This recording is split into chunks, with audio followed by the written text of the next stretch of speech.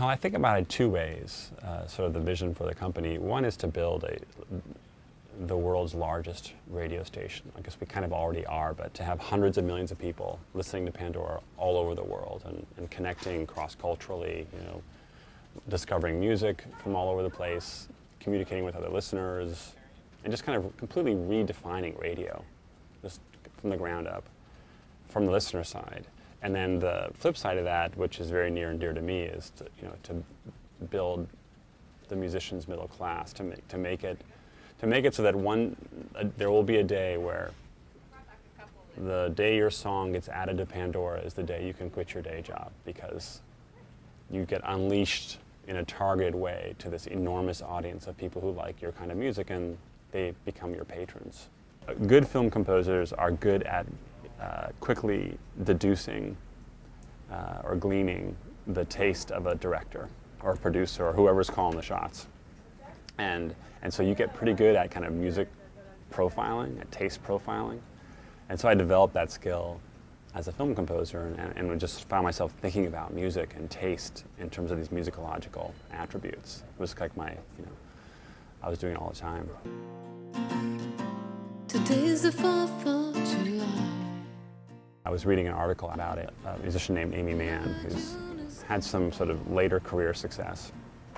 And the thrust of the story was that she was a talented artist who had a reasonably sized following, but wasn't large enough to warrant the investment from a big record label. So she was kind of stuck in this no man's land, and she was being shelved. Her records weren't being released, and she was frustrated by that.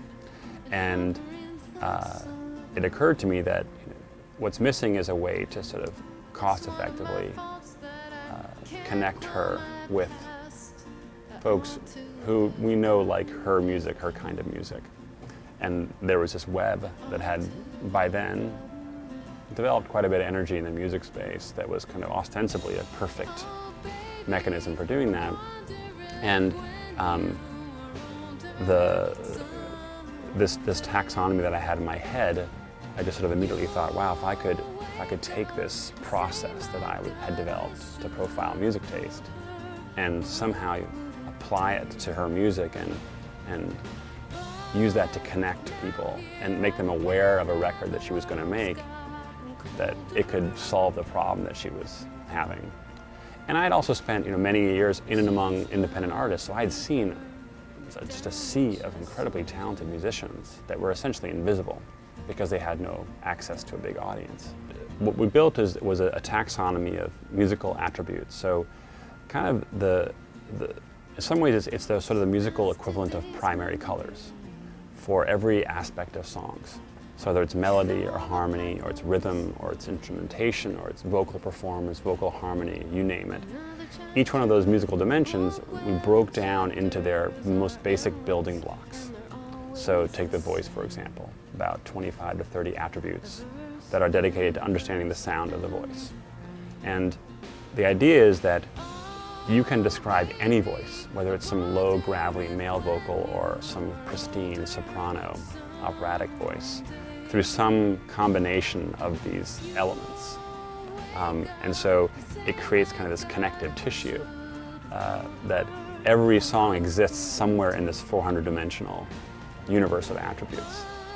In the same way we've broken down the voice, we've broken down the melodic content. So what's the form and shape of the melody? What's the harmonic content? What's the rhythmic elements? The tempo and the meter and the accenting and sort of the feel. We've done the same thing for every dimension.